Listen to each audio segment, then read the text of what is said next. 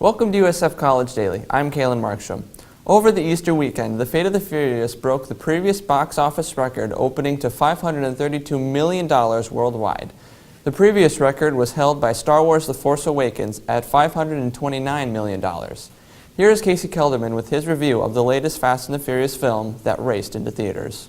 Welcome to USF Movie Moment. I'm Casey Kelderman. From humble beginnings as a series of films about street racing, the Fast and the Furious franchise has reached its 8th film, and now the world is at stake.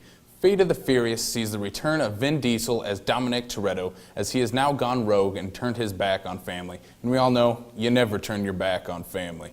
The team, now led by The Rock's character Hobbs, must team up with the villain of the 7th film, Deckard, played by Jason Statham. The Fate of the Furious also stars Charlize Theron as Cypher, the leader of a secret organization that has a major hold on the actions of Dom. What I can say about this movie is that it's going to be divisive for many audience members. The film does not take itself seriously in the slightest, and neither should the audience. The action is over the top, the storyline is laughable, the dialogue is right out of a 1980s Arnold Schwarzenegger movie, and you're going to love every single second that you're in the theater watching this movie. The film is directed by F. Gary Gray, who directed one of my favorite movies of 2015 in Straight Outta Compton. The directing in this film is what you would expect in a Fast and the Furious movie, but what he does differently in the way he shoots the action. All the car chase scenes are great, including the fantastic scene with self-driving cars. They're all shot beautifully and added to the excitement needed in a Fast and the Furious movie.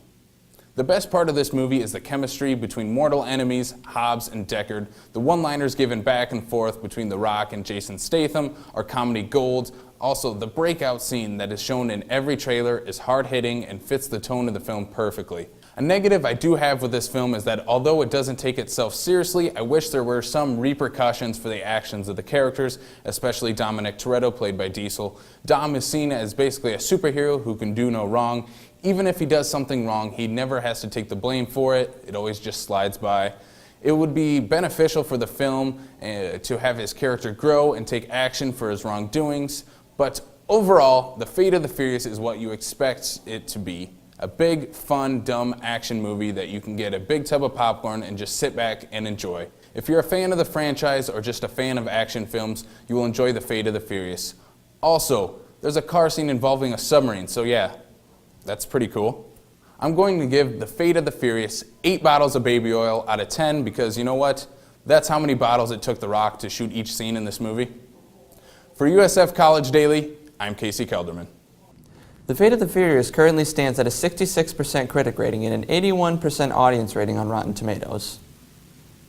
In recent casting news, Deadpool 2 has found its cable. Josh Brolin is set to play the fan-favorite character who debuted in 1986 in the Uncanny X-Men comic book series. The casting was confirmed by the Merc with a Mouth, Ryan Reynolds. Reynolds tweeted, "You can't play two characters in the same universe. Josh Brolin was in Sicario and I was in Sabrina the Teenage Witch." The joke pokes fun at the fact that Brolin will also play another comic book character, Thanos, in the upcoming Avengers Infinity War films. Cable, who first teased during the after-credits scene of the first film, is set to have a significant role in the sequel. That's all the movie news we have for you today. Come back tomorrow for another campus news update. For USF College Daily, I'm Kalen Markstrom.